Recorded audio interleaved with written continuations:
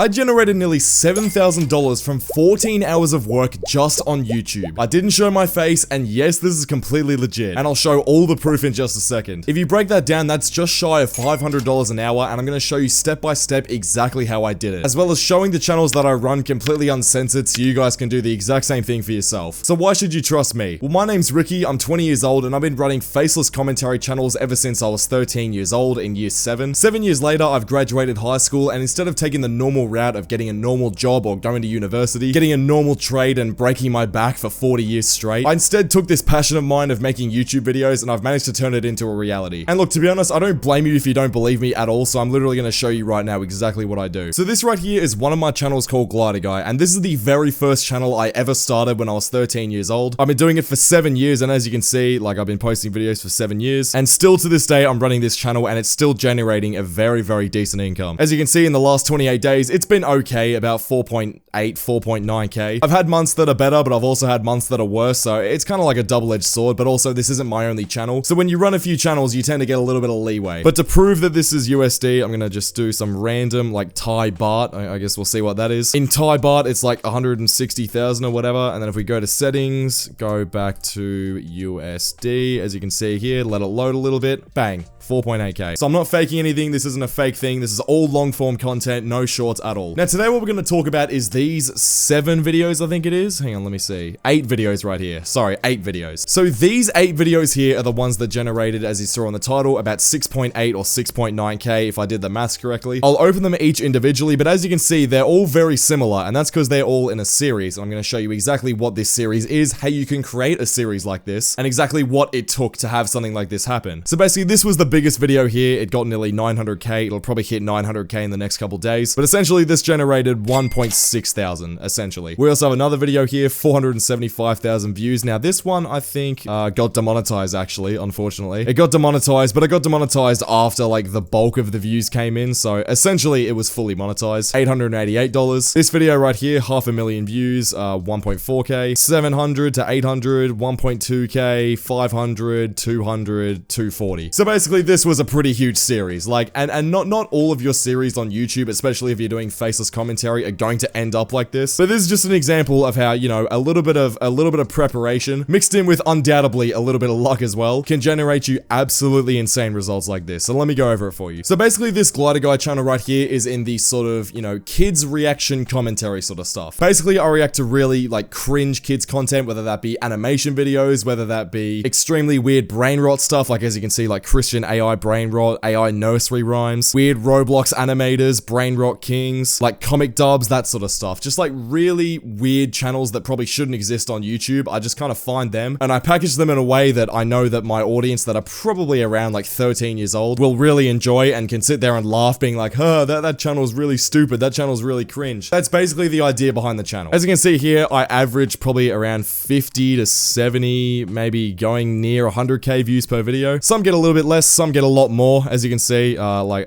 the video I showed at the start got nearly 900k, so the view ceiling here is extremely high. And look, a lot of people are very skeptical of why I just sort of give away this stuff. Like it's sort of just like, oh, why would you give away a channel like this? And the reason for it is that I know, even though this video will probably get a lot of views because of the title and thumbnail, I know that basically none of you are actually going to do what I do. It's very common for a lot of people, and it's probably you watching this video right now, to just watch the entire video, skip through it, whatever, you know, like kind of pay half attention to it, and then just not take any action at all. Like, that's how confident I am that a lot of people just do that. I know a lot of people don't take action on this, and it's really unfortunate because I'm actually giving like a fair bit out on this channel right here. I'm literally airing exactly what I do and exactly the thing that has allowed me to not have to work a normal job. And a lot of people that watch this, probably yourself included, will sit here and just not take any of the advice. So look, if there's one thing I can tell you right now, it's take your hand off the mouse, just give this video your full attention and actually implement the steps that I give here. Actually implement what I'm about to use as a case study here. And I can guarantee you can basically do the same thing if you absolutely obsess over this, if you absolutely put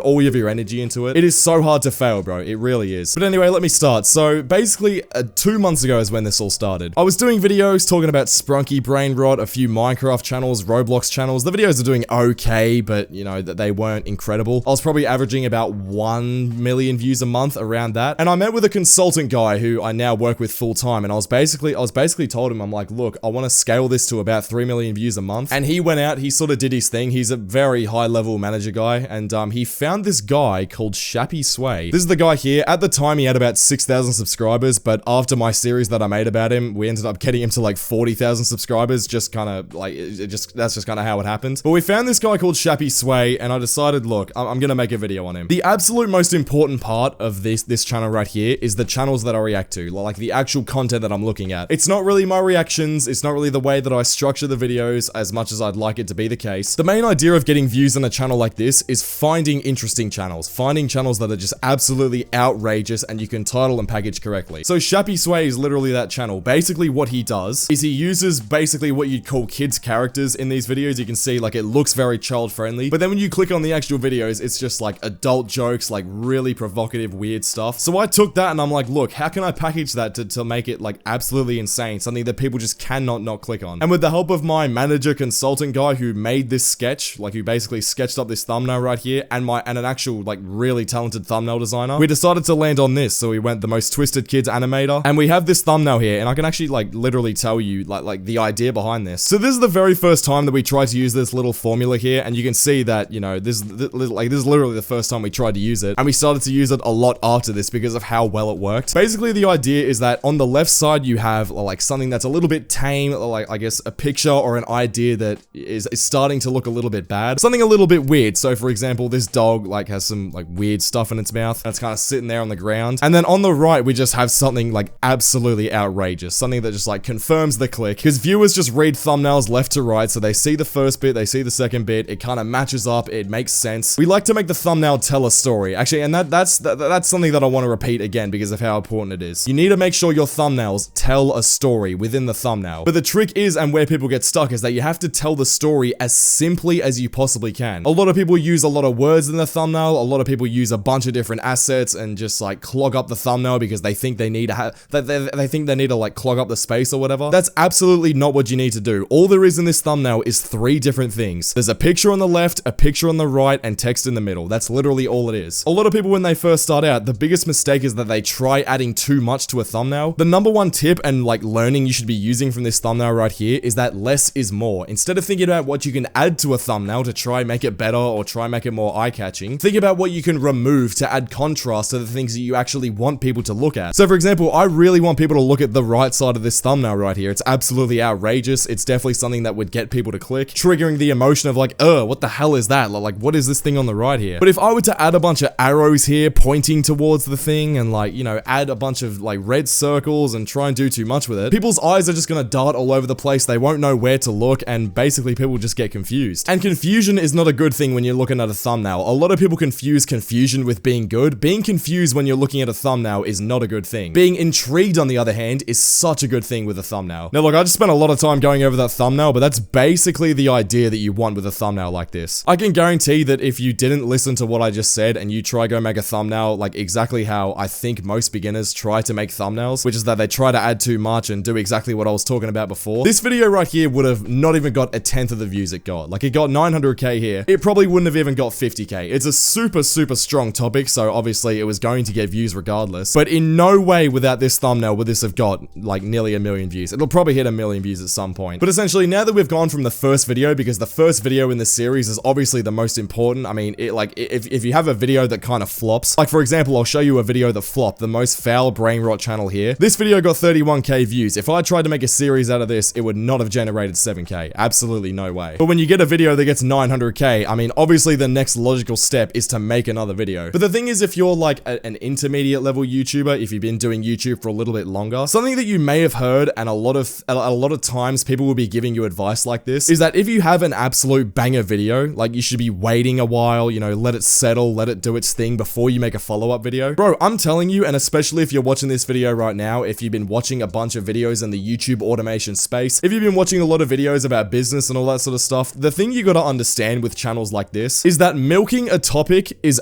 absolutely fine, and I right now give you full permission to do it. Like, let me just tell you right now, not milking a topic and being like all passive, being like, oh, I don't really want to milk it because, you know, this and that, this person might not like it. Bro, as you can see right here, I'll zoom out a little bit, I literally milked the absolute hell out of this. I think about 8 of my like 20 videos around here were exactly on Shappy Sway, just the one person. And look, a good part about this as well is that, like, if you get a video that goes as viral as it did, and it was against a channel that had like 6,000 subscribers, it does not take much for the person that you're making the video on to actually respond to you. So literally my next video, like I think it was about 2 days after I posted this video, the guy Shappy Sway left like 40 YouTube comments on my channel, basically just hating on me and doing whatever. So you know what I did? I literally took that and I was like, look, I'm making a 12-minute video about it. Bang, 475k in literally the exact same amount of time. Then after I made this second video, he then left like 80 comments on my channel. So what do I do after that? I make a 16-minute video that gets 500,000 views. And as you can see, this 16-minute video right here has about a, let's see the RPM, 2.8. It's not really that good, but like compared to the views, so 500,000 views, 1.4k. This video probably took me 2 hours to make and got me like $1,400. Like it really is just that simple. At that point, it was basically just me and this Shappy Sway guy going back and forth. And I think I made another video just like reacting to his content for no reason. And then this was the kicker here. The guy Shappy Sway, because I was making so many videos about him and because a few of my colleagues, like people that were in the same sort of niche with, we were also just making a ton of videos about him. I think there was about 4 of us making videos on him. He ended up DMing all of us asking if we wanted to do an interview with him. And we just kind of looked at that and thought, Jesus Christ, like we're about to get paid. So this video, as you can see right here, 2 hours long. We chucked so many mid-rolls in this. This is just 2 hours of us arguing back and forth with Shappy Sway about his content, why it shouldn't be allowed, whatever. Just like stupid commentary stuff. We're not here to talk about the ethics of whether what Shappy Sway does is right. I really don't care, to be honest with you. The main thing is that so many people are invested in drama, and like because we were getting so much of it out of him, because we're essentially rage baiting this guy, like bro, we got so many videos out of it. After this 2-hour call, which got 340,000 views, I think we ended up doing another video here. And then in the end, I think I combined all my Shappy Sway videos apart from the interview and just chucked it into an hour-long video, another 50k. That one didn't do too good. But yeah, that's 8 videos in total. I think they were all done in the span of like just over a month. And then combine that with a bunch of other videos that we uploaded at the time, like this just increased the baseline views on this channel by so much. I think before the Shappy Sway thing, I was getting around 30k, or like around that average, maybe 40k if we're being generous. After this, I basically turned it into like 60 to 80k, even 100 at some points. Like it was